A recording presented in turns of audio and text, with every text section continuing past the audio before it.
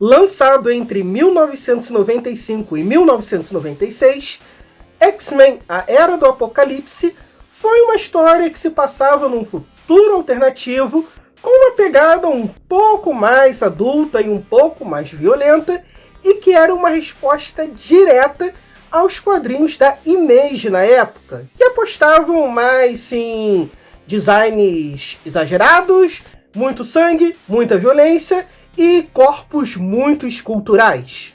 A saga, na verdade, durou poucos meses, mas para quem acompanhou foi inesquecível e parece que durou muito mais.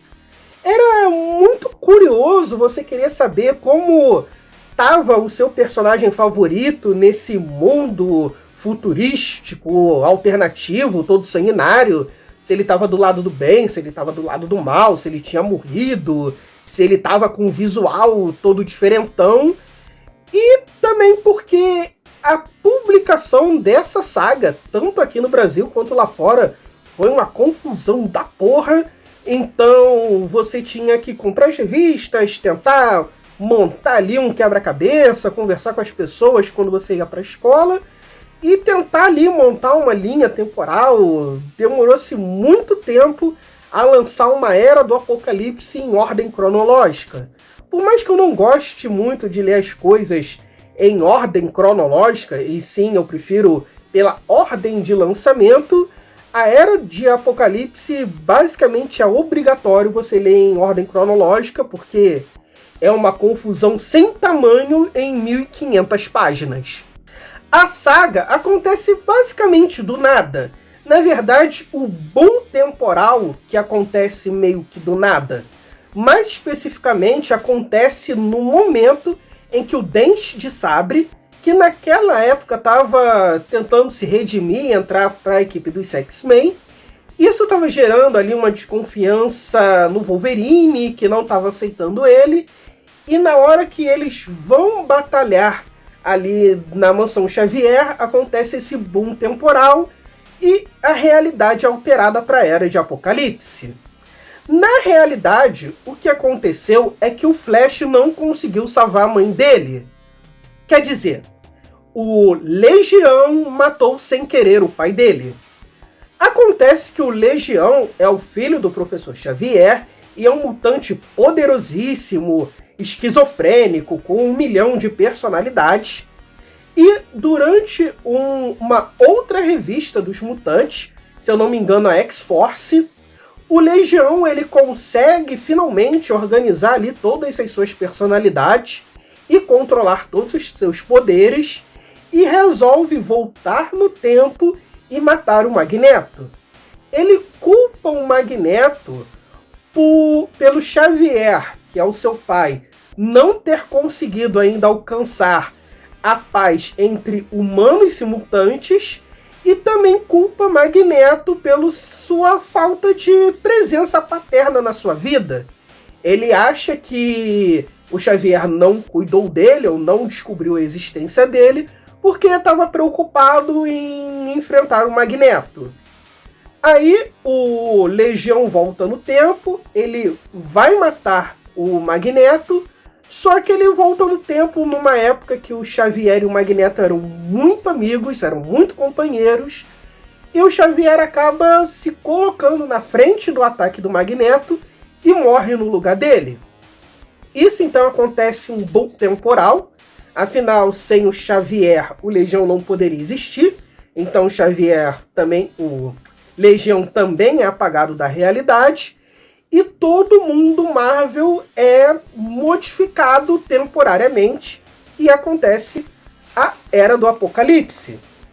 Afinal, um mundo sem o Xavier não teria acontecido os X-Men da maneira que a gente conhece. E teria acontecido várias outras questões naquele mundo. Então, para representar isso de forma melhor, todas as revistas mutantes na época tiveram seus nomes alterados e as numerações também, e aí a gente consegue acompanhar essa nova saga. Um mundo em que Xavier morreu cedo e ninguém o clonou, ressuscitou, nenhuma entidade cósmica tomou seu corpo, ou na verdade era um Skrull o tempo todo, quem assume o papel de líder dos X-Men é Magneto, mas numa situação um pouco mais futura. O que ocorre é que, como os mutantes não estavam organizados ou para salvar o mundo, ou para se defender dos humanos com a eficácia que Xavier teve, Apocalipse conseguiu dominar o mundo e aumentar em muito os seus acólitos. Por isso, a importância da gente se organizar, pois a qualquer momento pode aparecer uma ameaça do passado, seja ela um mutante egípcio ou a ditadura militar. Apocalipse, quando apareceu nas revistas dos X-Men, ali no finalzinho dos anos 80, ele causou bastante impacto. Ele foi um vilão bem significativo. E aí eles começaram a aproveitar o vilão em tudo que é lugar. Ele aparecia em tudo, sabe? Quiseram dar tanta importância para ele que basicamente tudo que acontecia no mundo dos mutantes foi um plano dele. Ele havia pensado isso há anos atrás. Não, foi ele que modificou isso e aquilo. Foi ele que influenciou tal mutante vilão. A coisa acaba tomando uma escala tão estranha, tão ridícula, que chega um momento que tudo que aconteceu no mundo X-Men é culpa do Apocalipse. Parece até o Eisen lá em Bleach, sabe? Ele pensou tudo e planejou tudo 5.000 anos atrás, quando ele morava no Egito. É ridículo. Nesse arco, a coisa se esvazia ainda mais. É basicamente uma paródia. Esse lance de só o mais forte sobrevive, que ele tanto tem, é levado tanto à enésima potência que a coisa, sabe, parece um plano burro de uma brincadeira de criança. O objetivo do Apocalipse é que somente os seres mais fortes e dignos do planeta sobrevivam. É um plano bem eugenista e bem nazistoide. Só que, como é que ele resolve isso? Ele acaba criando uma espécie de genocídio em escala industrial. Então ele domina o mundo e ele vai matando todo mundo que é fraco gradativamente. Ele começa pelos humanos e mutantes mais fracos e vai eliminando eles aos poucos. E até chegar aos mutantes mais fortes, até não sobrar mais ninguém naquele mundo, sabe? É uma burrice total. Dentro da sua organização, se houver brigas entre eles, se eles se matarem, para ele tá tudo certo. Afinal, o mais forte, ou o mais inteligente, ou o mais apto sobreviveu. Então, o plano dele, super inteligente, de criança de 7 anos, ainda estaria funcionando completamente. Só que chega um momento que a terra e os mares estão tão contaminados de cadáveres que não vai ter mais como ter vegetação, alimentos, você não vai mais conseguir beber água porque a água vai estar envenenada. Ou seja, esse genocídio industrial que ele causou vai matar o planeta. Não vai criar uma super raça de mutantes nível Master Ultra Mega Ômega. Na verdade, só vai matar todo mundo mesmo. E pra ele tá tudo bem, porque o importante é o mais forte sobreviver até o final. Aí depois o que? Ele vai pro espaço e vai fazer isso pra outro planeta? Não. Ele vai dominar o mundo ali, cheio de cadáveres, um mundo fedido, sem água, sem comida, e ele vai morrer de fome, sendo o rei da sucata, mas pra ele tá tudo bem. Como eu disse, não é um plano muito inteligente, parece que saiu da cabeça de uma criança de 7 anos. Esse é o darwinismo mais burro e mais mal incompreendido que eu já vi. É muito pior do que aquele negro nazista lá do Homem-Aranha 2099. Na Era do Apocalipse, várias personalidades e papéis estão trocados. E essa é a principal graça e tempero dessa saga. Um deles é o Dente de Sabre. Aquele é um honrado e redimido mutante e que aqui ele toma o papel de protetor e paizão da novata da equipe, coisa que antes o Wolverine fazia com a Jubileu ou com a Lince Negra, por exemplo.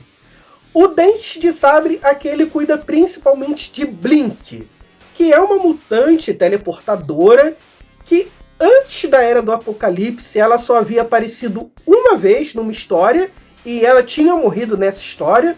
Ela não era nem tão poderosa assim. Não sei nem por que aproveitaram ela nessa saga, sabe? E essa personagem acabou fazendo muito sucesso. Ela conseguiu sobreviver por roteiro, né? Ela acabou indo parar na realidade regular da Marvel tempos depois. Ela ganhou várias minisséries que se passavam ali um pouco antes da história começar para valer. Ela acaba formando uma equipe de pessoas que são de realidades que não existe mais. Ela se tornou uma personagem muito famosa, mas, sabe, ela é um mutante que atua mais nessas maluquices temporais que os mutantes estão sempre brincando. Outro personagem que também volta é o Morfo. E eu sei que isso é meio estranho para a maioria das pessoas que está acostumado com o desenho de 92. O que acontece é que o Morfo, na verdade, havia aparecido apenas em 4 quadrinhos antes da série lá de 92. E ele aparece se disfarçando de Xavier e morrendo. Então, como nessa Era do Apocalipse ele nunca precisou se disfarçar de Xavier, ele sobreviveu e está dentro dessa equipe do Magneto.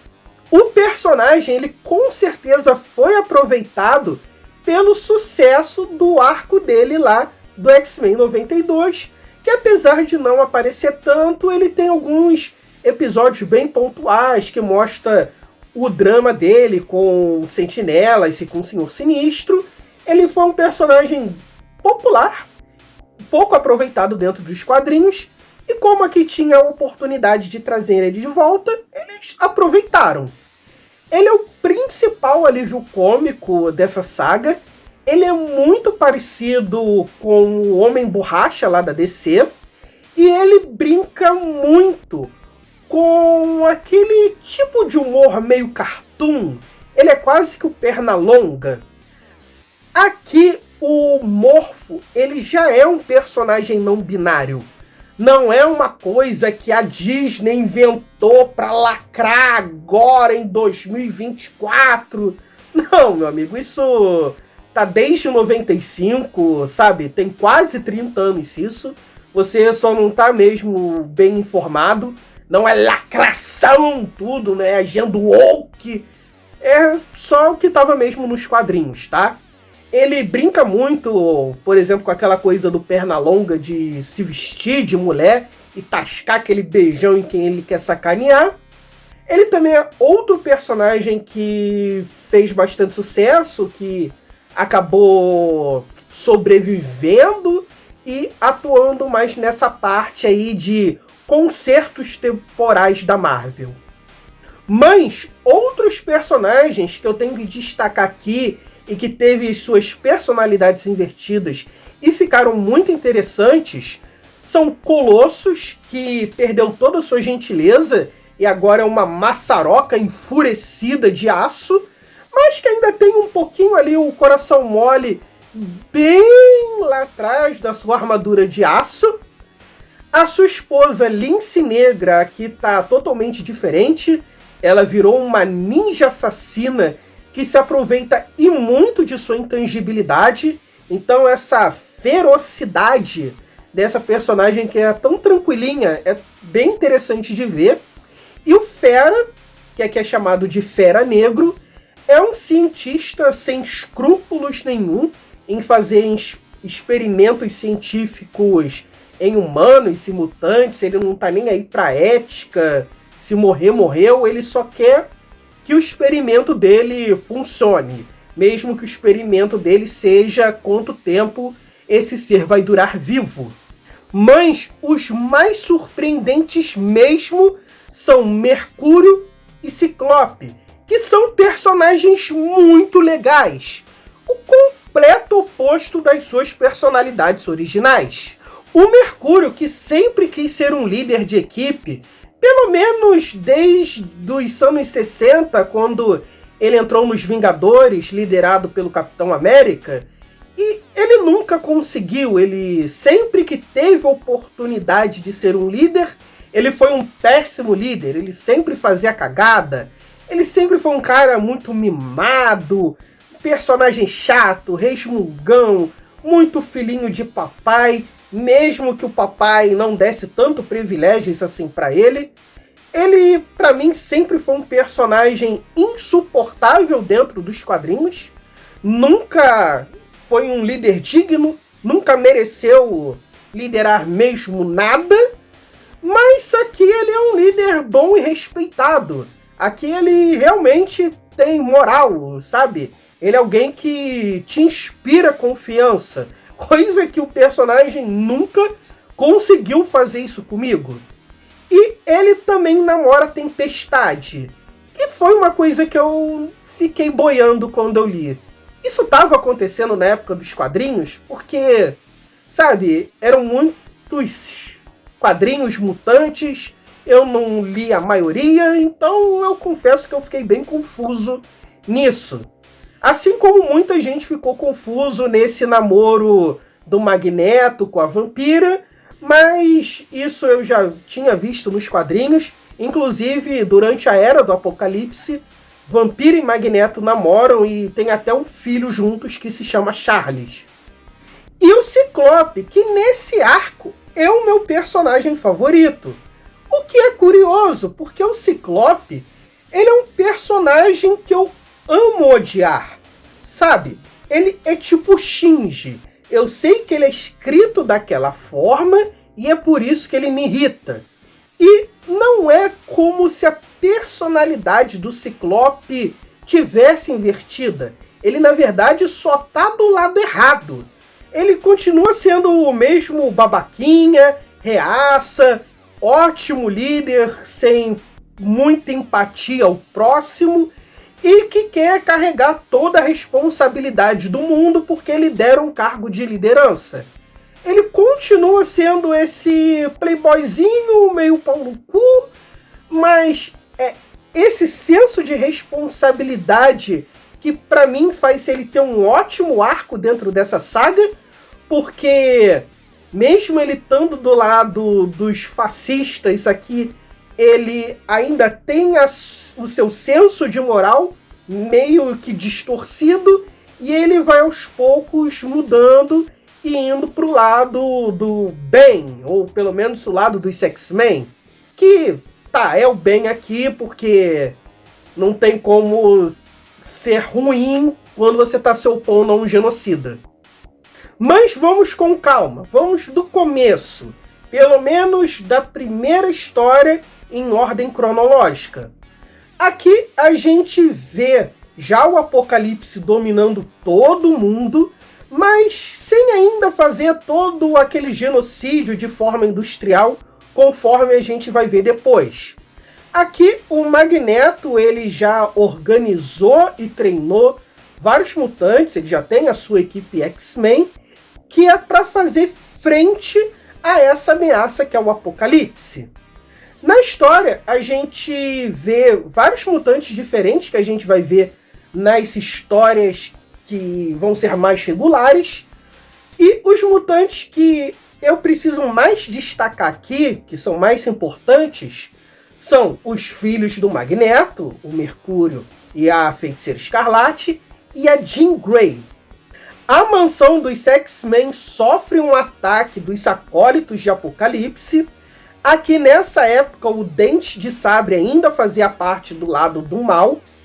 E durante esse ataque, a Feiticeira Escarlate, muito provável futura líder dos X-Men, é assassinada por Holocausto, filho de Apocalipse.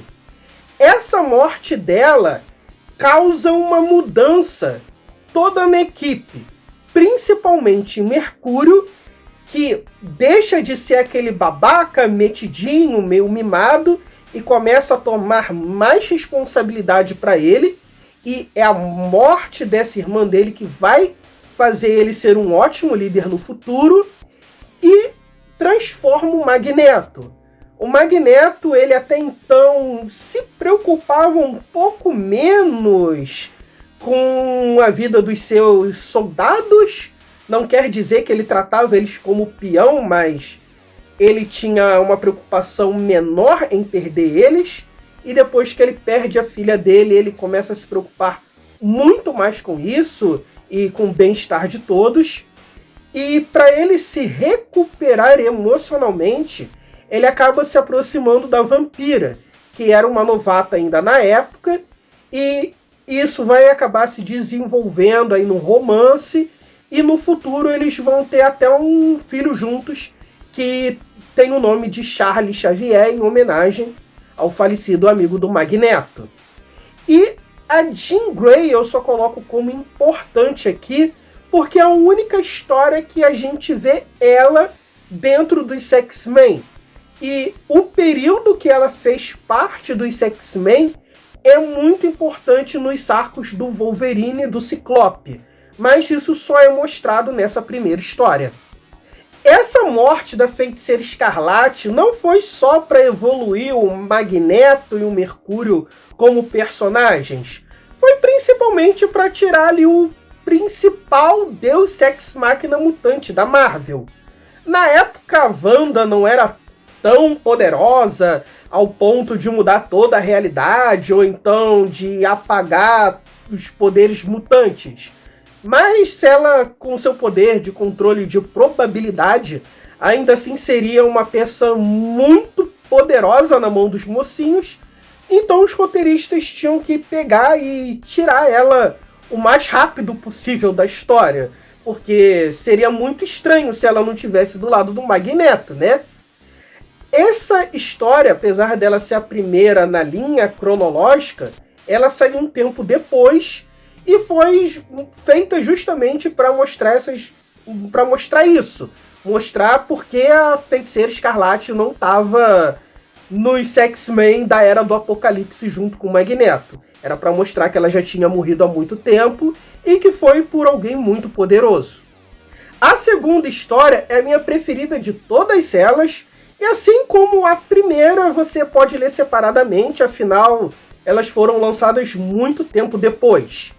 Nela, a gente vê o Senhor Sinistro, que é um vilão muito obcecado pelos genes mutantes, principalmente aqueles mutantes nível Alpha e Ômega, e ele tá desde a idade vitoriana, roubando genes mutantes para ficar mais poderoso e imortal. E aqui ele faz parte dos 4 Cavaleiros do Apocalipse. Então ele tem uma regalia muito grande ali dentro dessa dominação global. Por ele gostar muito dessas combinações genéticas, ele é o pai adotivo de vários mutantes irmãos. Por exemplo, ele é o responsável pelo Estrela Polar e Aurora, ele é responsável pelos esquecidos irmãos Tumulto, ele também cuida de Sangria e Asmonet, que são personagens que eu não lembro, mas isso aqui pega bem esquisito, porque obviamente o Sangria é um irmão muito mais velho que abusa das suas irmãs que são crianças, sabe? E, claro, os irmãos Summers, o Ciclope e o Destrutor. Que aqui, como eu expliquei, o Ciclope, ele tá do lado errado, mas ele ainda tem aquela sua personalidade e seu senso de responsabilidade muito lá em cima. E o Destrutor, ele odeia o irmão e quer matar ele em qualquer oportunidade. Eles frequentam o Paraíso, um nome irônico para um prostíbulo controlado por Warren III, o Anjo ou o Arcanjo, que nas histórias regulares tinha se tornado um cavaleiro do Apocalipse. Mas aqui ele é só um isentão capitalista que quer faturar, então ele cria ali um prostíbulo, em que os mutantes de alto escalão podem abusar à vontade de humanas muito belas, ou então de mutantes. E não estranhe, porque abuso, isso aqui não é mostrado, mas fica bem claro para quem sabe ler os balões, se não ler só as cenas de luta. Dentro dessas histórias, mais tarde, a gente vai ver que o Destrutor, ele se apaixona por uma mulher ruiva, que eu acho que isso é mal de família. Só que essa mulher ruiva é uma humana normal, não é uma mutante. Então isso meio que seria um crime irreparável que poderia levá-lo até a morte. E é um fator interessante. A gente vê que existe ainda nesse sistema fascista, darwinista entendido errado, ainda existe ali a faceta de um capitalista herdeiro que só quer lucrar, que no caso é o Warren III. Eu acho uma brincadeira muito legal, principalmente por ele ser um inútil nas histórias regulares e por conta dessa inutilidade ele ter se tornado um cavaleiro do apocalipse. Nessa história, uma nave espacial cai ali pelos arredores do paraíso e o Fera Negro, versão alternativa do Hank McCoy, pega essa nave espacial para estudar a criatura que estava ali dentro. Para surpresa dele, era um ser humano, enquanto que ele estava ali investigando por que caiu um ser humano de uma espaçonave. Esse ser acaba fugindo e, como Fera Negro responde ao Senhor Sinistro, o Senhor Sinistro manda os seus filhos irem atrás essa pilha de genes fugitiva, porque, né, de fato, para um cientista, isso deve ser muito interessante. Por que um ser humano caiu do espaço numa nave espacial, né? Aí, durante essa perseguição, a gente vê a relação dos irmãos que o Senhor Sinistro adota. Eles todos se odeiam, mas eles se odeiam ainda mais o Ciclope. E durante a missão, se eles tiverem oportunidade, eles vão matar o Ciclope. Porque isso vai tirar ele do caminho e eles vão conseguir subir de patente. E o Ciclope aqui, ele já está começando a mudar. Ele ainda é um vilão, mas ele não tolera certas coisas. Por mais que ele está de um lado fascista, ele ainda não tolera abusadores e torturadores. Pelo menos abusadores e torturadores que fazem isso a troco de nada. E principalmente se for abusador de criança, tá?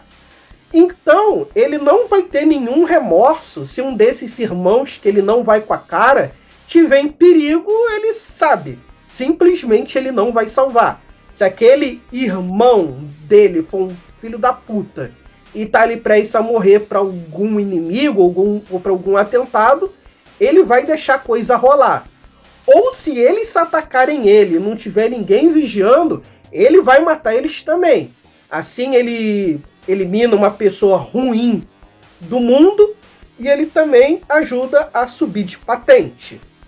E não pense você que aqui o Ciclope é bonzinho e que ele nunca abusou nem torturou ninguém. Não.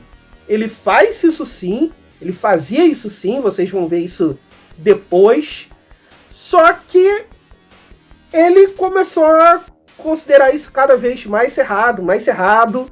Quando é para fins de ciência, ele ainda tolera, mas só por prazer, sabe, mundano.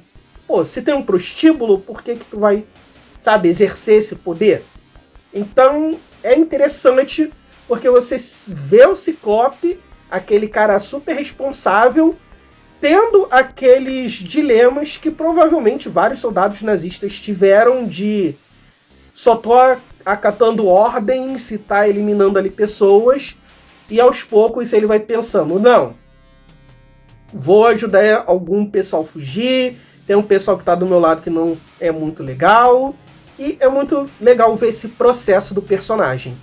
A gente acaba descobrindo que esse homem que veio do espaço, na verdade é o Corsário, o pai biológico dos irmãos Summers. E ele acaba pedindo ajuda pro seu filho Caolho, para ele conseguir fugir dali, sabe? Porque ele não tá sabendo dessa parada de apocalipse, ele chegou agora. Só que tudo não passa de uma armadilha. O Corsário e toda a tripulação dele foram dominados pela Ninhada, que é a versão sem pagar direitos autorais para os aliens do cinema. E essa tripulação do Corsário, dominado ali pela Ninhada, acaba atacando o Ciclope. E, cara, essa história é muito legal, tem esse plot twist muito bacana. Se você quisesse ler só ela, já vale muito a pena. É de longe a minha preferida e é uma que eu tô sempre relendo. Mas a história de verdade mesmo acontece quando Bishop, um viajante do tempo que havia tentado impedir o Legião de matar o Xavier, aparece novamente na frente do Magneto e o Magneto se recorda dele. O Magneto sabe que aquele cara conheceu um mundo diferente e as poucas memórias que o Bishop tem, ele se recorda de um mundo em que ele não era dominado pelo apocalipse, havia mais vida no planeta, as pessoas não eram mortas a nível industrial, e o Magneto, ele então cria uma nova esperança. Só que essa nova esperança não é destruir o apocalipse. Aquele mundo já está todo condenado. A água está contaminada, a terra está envenenada, não tem expectativa de futuro. Vai ser muito difícil que a humanidade consiga se reerguer depois daquilo. Então, a maior esperança do Magneto é arrumar um jeito de voltar no tempo e impedir que o Legião mate o Xavier e que o mundo se organize da forma que o Bishop lembra. Não é um mundo ideal, mas é um mundo muito melhor do que o que ele vive agora. E para isso ele vai ter que sacrificar tudo.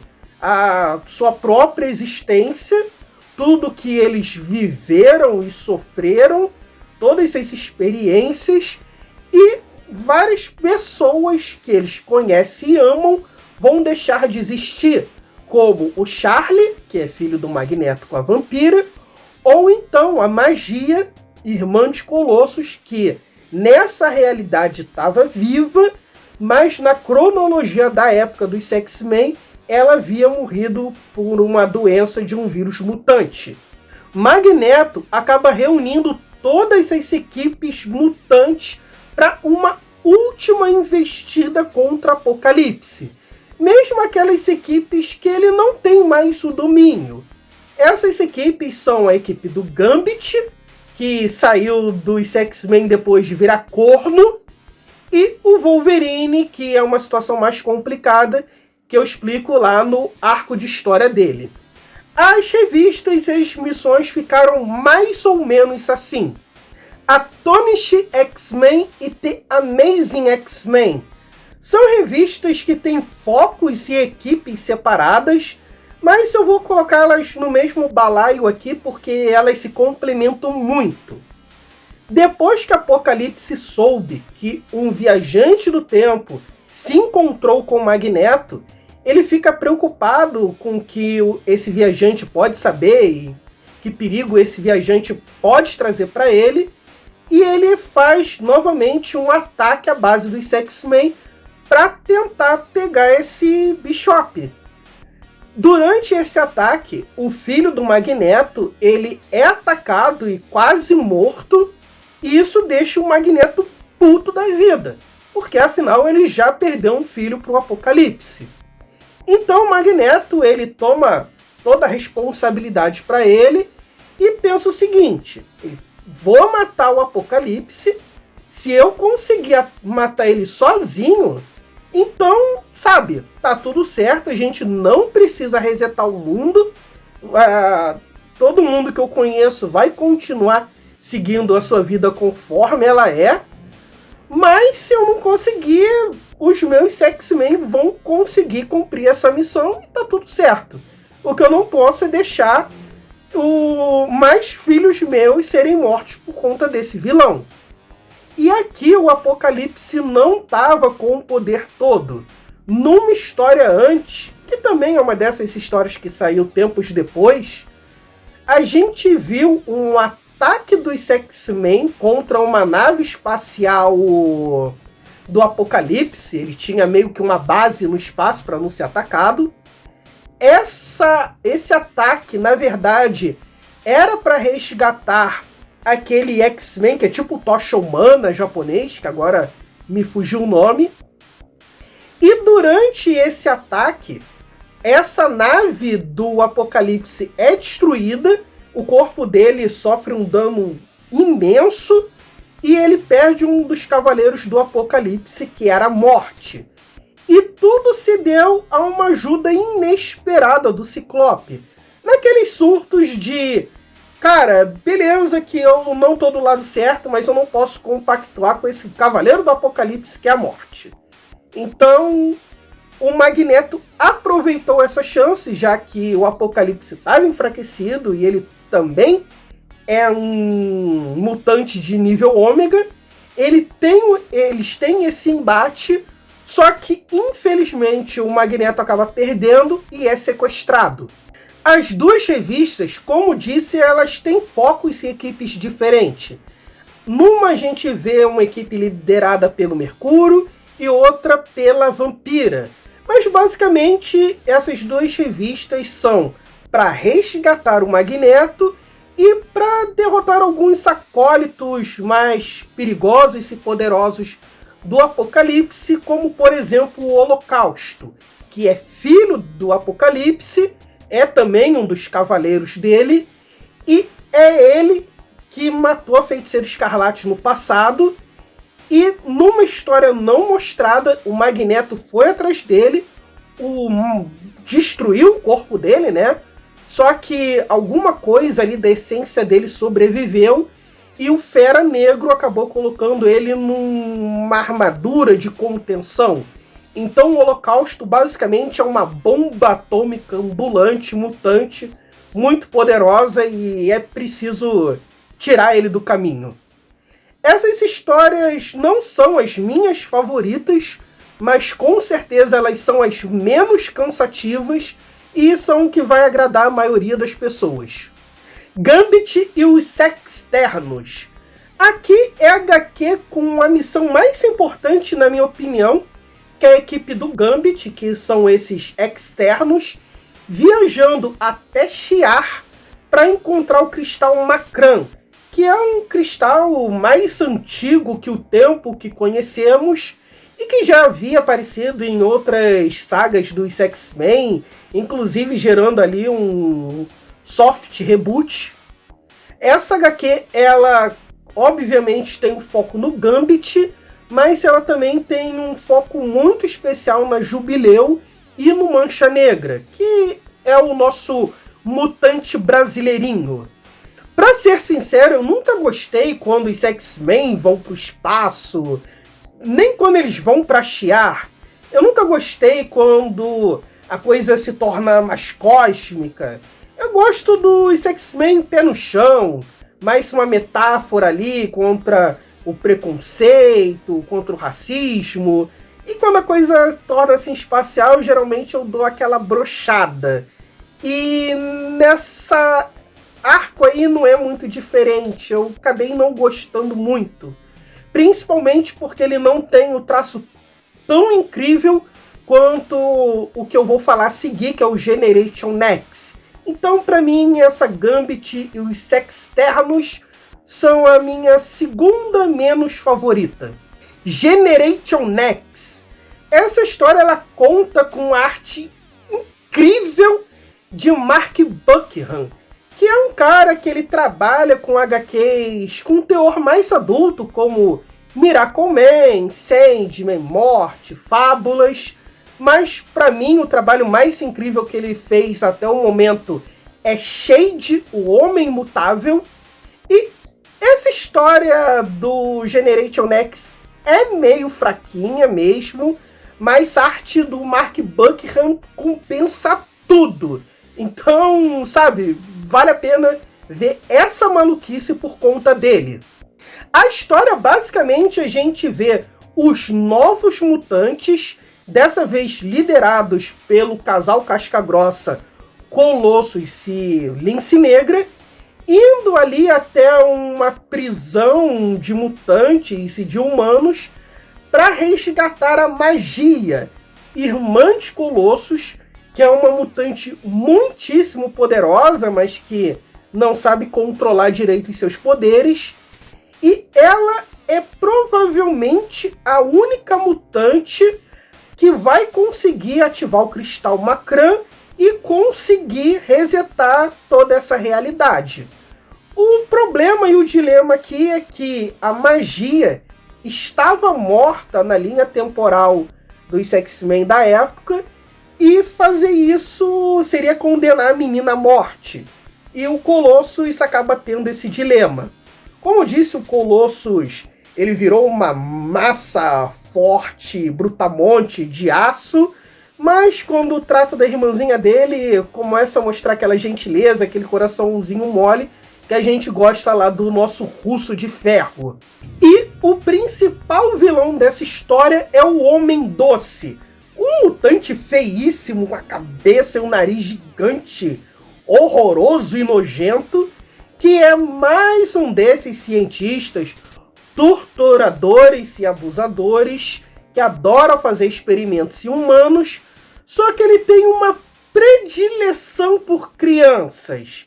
Se é que você me entende. Se é que você me entende o que a Magia passou. Esse personagem acabou sendo bem famosinho ali nessa época. Ele também é um desses que acabou sobrevivendo, indo para a linha regular dos X-Men depois. Só que não demorou muito tempo e ele acabou sendo deixado de escanteio e assassinado numa saga mais lá pra frente. Porque, realmente, ele é um personagem muito desagradável e muito pesado de se usar nas histórias. Porque, cara, ele é um abusador e um cientista que gosta de fazer experimentos em criança, sabe? É pesado demais pro que a gente está acostumado em X-Men. Só que por conta dessa fama dele, para dar um pouquinho de importância para ele acabou sendo responsável ali por alguns retcons, principalmente ali em Genosha. Mas isso eu falo quando eu for falar de Genosha. Num vídeo futuro, claro. Excalibur, história escrita por Warren Ellis, aquele do The Boys. Aqui a gente vê o Noturno e sua mãe/pai mística fazendo uma peregrinação até Avalon, o paraíso das lendas sartorianas. Porém, como as lendas sartorianas tinham uma questão mais física, esse paraíso não é um lugar místico, tipo o paraíso dos cristãos, e sim é uma ilha num lugar isolado que só algumas poucas pessoas podem encontrar. O guia dos mutantes e dos humanos até esse lugar é Caim, anteriormente conhecido como Fanático. E a guru do local é Sina, mãe de Noturno e ex-companheira de Mística. Mas Avalon não pode aceitar qualquer um. Não podem aceitar pessoas com pensamentos violentos ou impuros. Todos os moradores de lá têm um pacto zen budista de não agressão e que se eles sofrerem algum ataque, eles não vão revidar, eles vão dar outra face para ser agredidos de volta. E eu não sei se Avalon tem alguma coisa mística de não violência e que é por essa não violência que ocorre ali o Apocalipse não consegue achar eles, mas fica bem claro que só a presença da antiga família de Sina ali é um risco a todos os moradores daquele paraíso. O objetivo de Noturno e de Mística é tirar Sina dali e levar ela e usar os seus poderes de previsão do futuro para guiar corretamente a magia e o cristal Macrã ao futuro que eles desejam, ou melhor, a realidade que eles desejam e que o Bishop conhecia. Ou seja, basicamente eles estão pedindo que uma pacifista abandone o paraíso, volte a morar no inferno em que vivia antes e apague qualquer tipo de esperança do futuro. Sabe? É um peso enorme que a personagem tem que tomar e tem que decidir. É uma parada bem pesada mesmo. Essa história, o Warren Ellis não poupa críticas a esse plano estúpido e infantil do Apocalipse. Depois de ler isso, eu nunca mais levei o Apocalipse a sério. E parece que só o Warren Ellis tinha se tocado o quão estúpido isso era, sabe? E ele acaba exagerando ao máximo a violência e o estilo desse quadrinho, então tudo parece uma grande paródia, tirando sarro desse cara que estava se tornando o maior vilão da Marvel até então e aparecendo em tudo que é jogo. Arma X, história protagonizada pelo Wolverine, que nessa realidade é chamado de Arma X. Pra mim, é a história mais fraca. Ela é muito focada na ação do Wolverine contra os humanos modificados, que são acólitos do Apocalipse. É ação em cima de ação, gente sobrevivendo a coisas absurdas. É quase que um meme, sabe? É uma história que eu não gosto muito, mas ela tem um prólogo excelente. Nesse prólogo, a gente conhece e vê que o Wolverine já foi casado com a Jean Grey.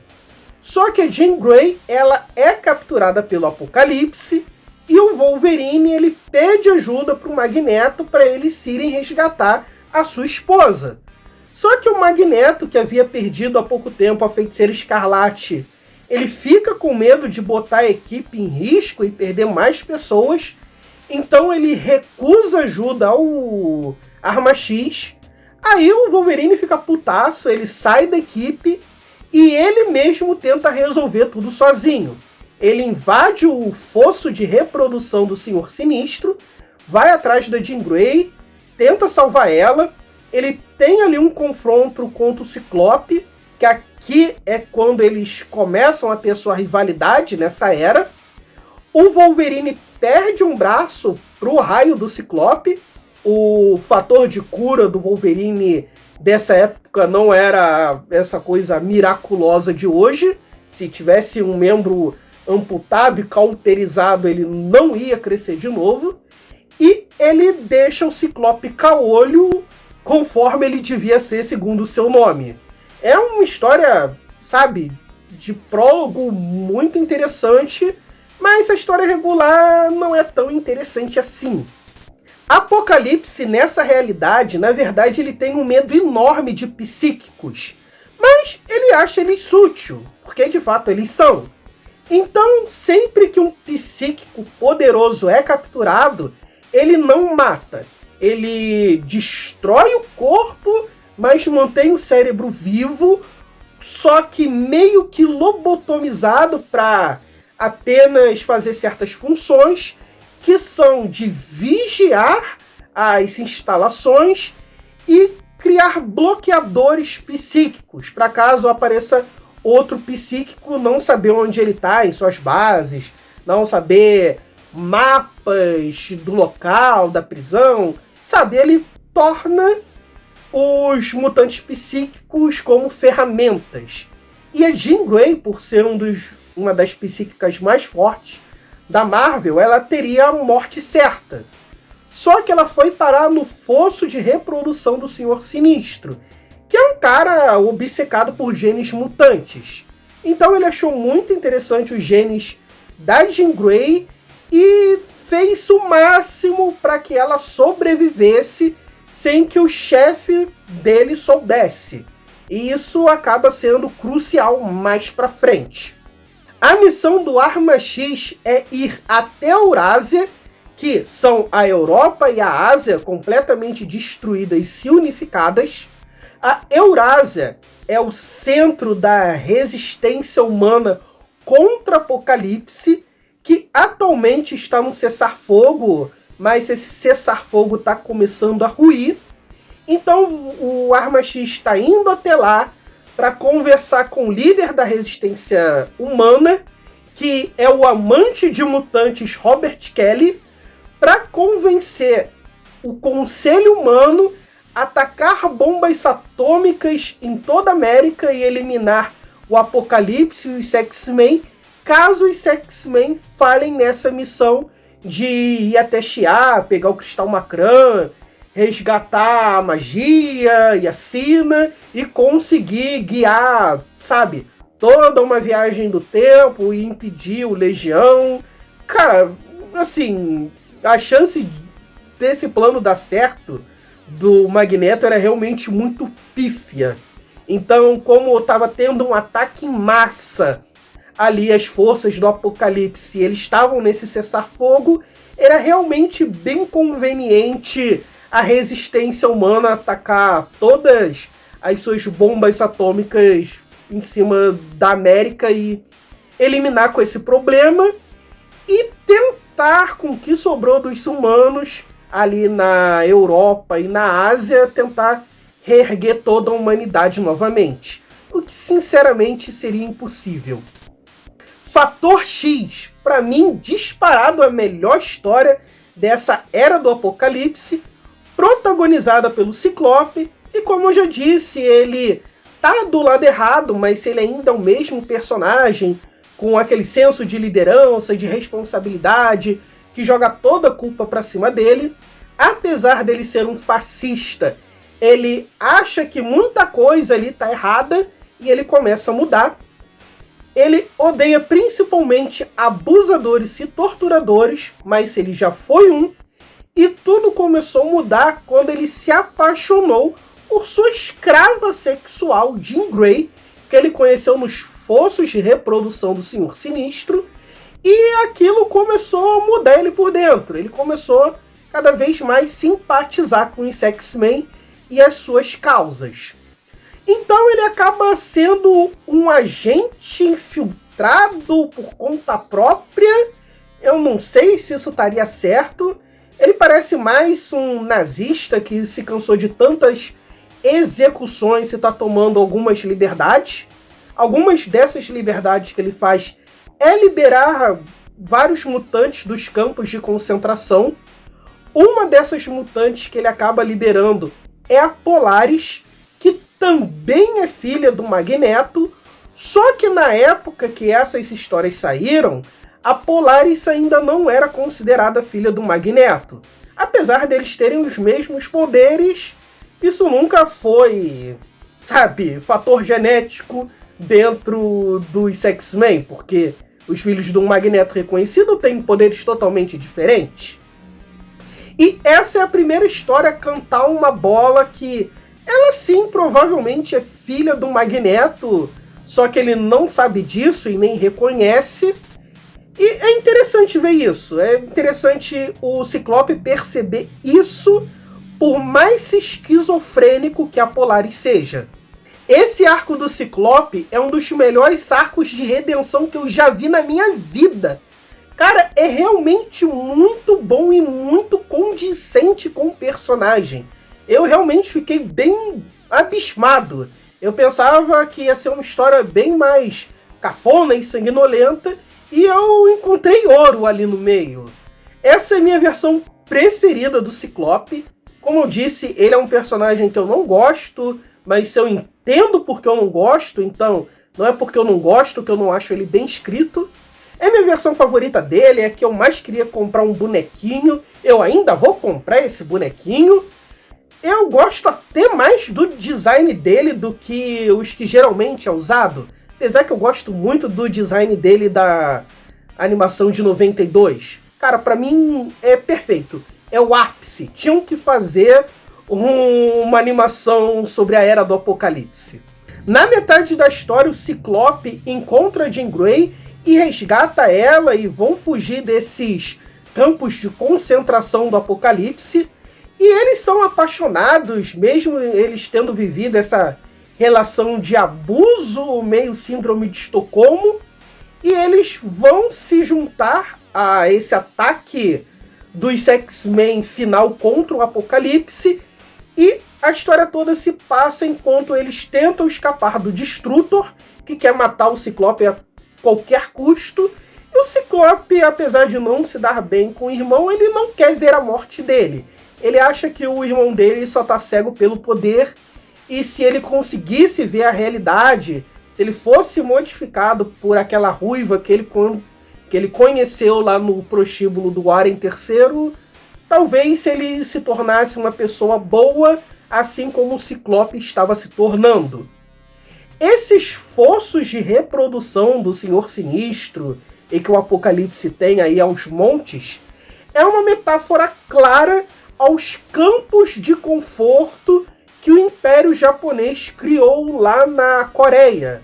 O Império Japonês, ele juntava ali mulheres de todas as cidades para que soldados as abusassem sem nenhum remorso, como se fosse um prêmio e um descanso da guerra que estavam combatendo. Um dia eu faço um vídeo exclusivo sobre isso aí. X-Men, mas X-Men com A. Nessa história a gente acompanha Nathan Grey, filho da Jean Grey com Ciclope, mas não foi gerado pelos meios convencionais. Ele, na verdade, foi gerado através de experimentos genéticos do Senhor Sinistro. O Senhor Sinistro, ele sempre foi um vilão pervertido, voyeur, que tem como maior desejo ver o Ciclope e a Jean Grey copularem.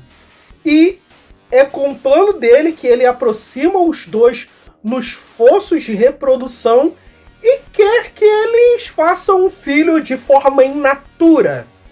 Ele percebe que os dois mutantes e seus genes provavelmente vão gerar um super mutante e que esse super mutante pode ser poderoso o suficiente para dar cabo do Apocalipse e assim o Senhor Sinistro se tornar o dono do mundo, né? Dominar o mundo. Só que como a relação do Ciclope com a Jean, apesar de dar certo, eles não geram prole, ele rouba a gene deles e cria um filho in vitro. E ele faz esse filho crescer de forma acelerada para ser uma arma contra o Apocalipse. Caso você nunca tenha percebido, Nathan ou Nathaniel só tem esse nome, que é o mesmo nome do Senhor Sinistro, porque ele só existe graças ao Senhor Sinistro e essa obsessão que ele tem do Ciclope e a Jean Grey copularem e fazerem uma prole. É por isso que ele tem esse nome tanto na Era do Apocalipse, tanto quanto na realidade regular, que ele é um filho do Ciclope com um clone da Jean. O cara é tão pervertido que quando a Jean morreu, ele teve que criar um clone pro Ciclope não deixar de fazer isso com ela. Esse cara precisava ir num psicólogo.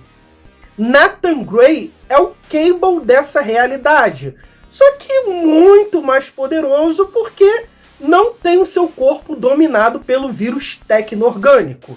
Ele é sim um dos mutantes mais poderosos que existe, e após ele ter esse crescimento acelerado, ele foge do laboratório do Senhor Sinistro e ele acaba parando num circo que é comandado pelo Forge e seu grupo.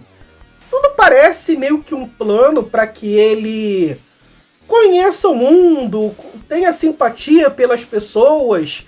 Ele acolhe ali o Forge e a sua trupe circense como uma espécie de família, e o Sinistro ele se infiltra ali e vai começando pequenas desgraças ali dentro para o Nathan começar a se quebrar por dentro e começar a virar uma espécie de casca vazia e ser mais fácil de manipular, e assim o Senhor Sinistro ter uma arma definitiva de dominação global. Pena que essa história se passa de forma muito rápida, sabe? Tipo um speedrun ali de acontecimentos. Se ela fosse uma série mais longa, mais regular, tivesse ali todo esse envolvimento emocional bem trabalhado, eu acredito que seria uma das melhores histórias, talvez até dos X-Men, mas como tudo tinha que se resolver em 6 edições, porque não era uma minissérie, e sim um acontecimento dentro das revistas regulares, eles tiveram que correr muito com as histórias. Muitas dessas histórias que eu estou comentando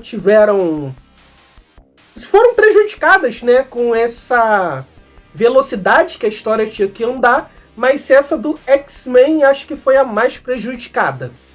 Mais tarde, muito mais tarde, mais de 20 anos depois, esse Nathan, que também foi um dos mutantes que sobreviveram a essa era do X-Men, foi parar na realidade regular, ele, por ser uma pessoa totalmente fora do mundo, literalmente, e muitíssimo poderosa, ele distorce a realidade e cria um outro arco chamado a Era do X-Men, X-Men com A, que é basicamente uma continuação da Era do Apocalipse, só que causada por um dos seus maiores heróis, que é o Nathan Grey. A saga também ganhou um especial que mostra os outros personagens da Marvel, principalmente os Vingadores. Esse especial se chama Universo X. Aqui a gente acompanha, na verdade, a Eurásia e a resistência humana contra o Apocalipse. A Eurásia está sendo vigiada por um dos Cavaleiros do Apocalipse, que não é destruído nas revistas regulares da série, que é o Rasputin. Esse Rasputin, ele tem um exército de humanos modificados e ele também está querendo tomar o mundo todo para ele e tirar o Apocalipse do caminho. Afinal, o Apocalipse é um louco e vai condenar todo mundo à morte. Então, o que ele quer é fazer um acordo com a resistência humana e transformar toda a Eurásia em humanos modificados e criar um super exército que vai destruir o chefe dele, que é o Apocalipse. A gente também descobre que uma das primeiras atitudes de dominação global foi destruir de imediato a Atlântida, que é um pequeno país naquele mundo, mas ainda é um país muito poderoso, e a obliteração de Wakanda, transformando no país mais pobre e miserável daquele mundo. O Apocalipse, ele fez questão de destruir o Pantera Negra, toda a guarda de Wakanda e roubar a erva que dá poderes a ele para usar em experimentos científicos e genéticos para aumentar ainda mais a força do seu exército de dominação global. A princípio, esse papo de Wakanda destruída e na miséria parece muito um desejo imperialista que o roteirista guardava dentro de si. Eu sei que o Apocalipse destruir a nação mais rica e proeminente do mundo e que tem os melhores recursos do planeta, que são os vibrânios e essa erva que dá poderes ao Pantera Negra, faz todo sentido. Mas toda a estética ali das crianças africanas, magrelas, com fome, doente, parece muito um desejo sádico de um imperialista que não gosta de desenhar negro bem-sucedido, africano melhor que o estadunidense, sabe? Ainda mais que os salvadores desses africanos são dois loiros de olhos verdes, que é Gwen Stacy e o Donald Blake, que sim, são os protagonistas dessa história. O Peter Parker, nessa realidade, nunca ganhou os poderes de aranha e se sacrificou para salvar Jean Grey, que é a enfermeira do Donald Blake. E o Donald Blake, ele nunca encontrou um martelo, então ele nunca lembrou que é um Thor, mas ele tem capacidades sobre-humanas e ele meio que percebe isso. Tony Stark também está vivo e é um dos líderes da resistência humana. Ele é o principal inventor e um dos principais combatentes. O Quarteto Fantástico nunca foi para o espaço, e Reed Richards e a Susan estão mortos. Porém, o Johnny e o Ben, eles são pilotos da resistência humana e eles são um dos principais combatentes não modificados dessa equipe que basicamente é os Vingadores. O Hulk aqui também existe, só que ele está do lado do Apocalipse. E não pense que ele é aquele ser animalesco e burrão e que por isso o Apocalipse está dominando ele. Não, aqui ele é o Hulk cinza e ele tem toda a memória e controle do Bruce Banner. O que acontece é que o Bruce Banner ele já foi parte dessa resistência humana e ele, quando recebeu uma proposta melhor dos Acólitos de Apocalipse, ele mudou de lado e ele é mais um desses cientistas sem escrúpulos.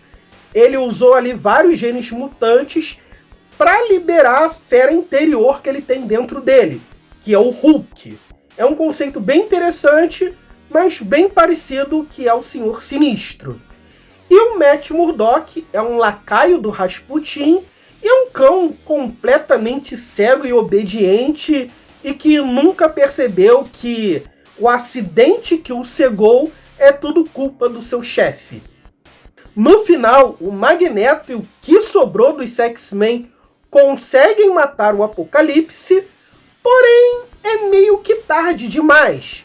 A resistência humana da Eurásia já lançou as bombas atômicas nas Américas e a vitória deles vai ser vazia, vai ser em vão.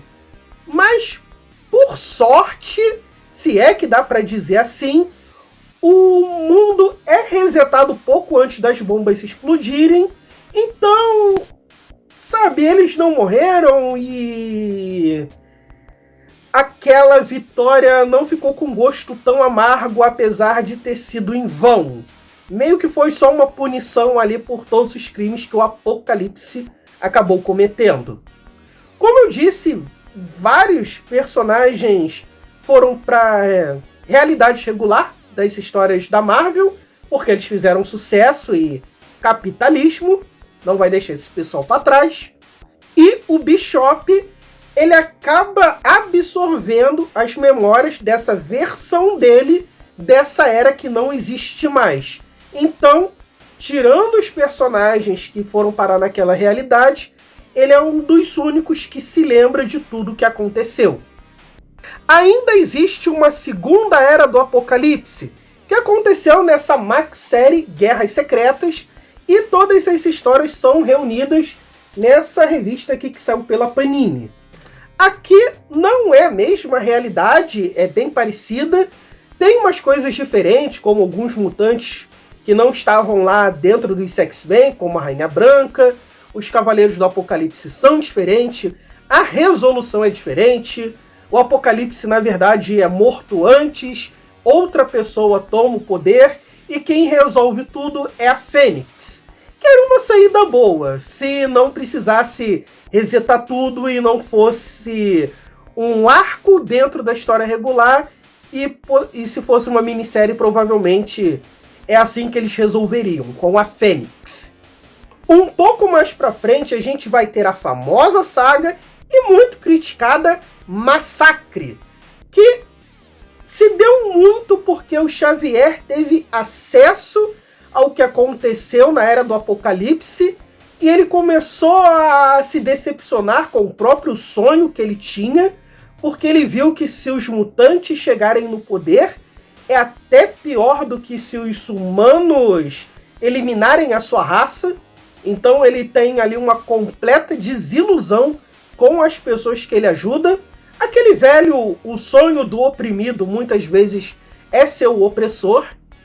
É sim um pensamento narrativo muito interessante, mas eu sei que a saga teve vários problemas, principalmente ali os seus vários soft reboots que depois não valeram de nada. Mas isso fica para uma outra hora, até porque antes veio a saga Atração Fatal, que culminou em Massacre, e antes ainda teve a saga do Vírus Legado, que ela tinha começado, a Era do Apocalipse acabou interrompendo, e depois ela continuou. E que é um arco de história bem legal, que é toda uma metáfora à pandemia de AIDS que a gente teve no final dos anos 80 e até, acho que os anos 90 todo, ou quase todo. E é um arco que eu queria muito trazer aqui para o canal, mas infelizmente todos os sites de scan caíram, não tem nenhum encadernado juntando essa saga do Vírus Legado, então eu estou impossibilitado de fazer esse vídeo temporariamente. Bom, gente, é isso. Esse vídeo tá com um bruto de um pouco mais de 2 horas, talvez seja o maior vídeo aqui do canal. Vai dar uma trabalheira ferrada editar isso, eu já tô até com dor de cabeça só de pensar. Eu devo levar dias, até porque eu tô trabalhando. Então, mano, dá uma força, dá um like, compartilha isso aí em algum grupo, em algum lugar, WhatsApp, Telegram, Facebook, manda no grupo da família, manda para aquele seu amigo que te chama de lacrola, manda para alguém aí, putz, deixa isso bater pelo menos 1000 views isso aqui, porque meu canal é pequenininho e 1000 views não é grande coisa para canal grande, mas para mim é bem importante. E se você quiser ser membro aqui do canal, por apenas R$ 7,99 você terá conteúdos exclusivos aqui do canal.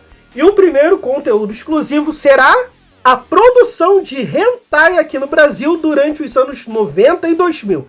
Então não deixe de se inscrever e nem de ser membro, e nem de compartilhar, e nem de comentar. É isso aí, até a próxima!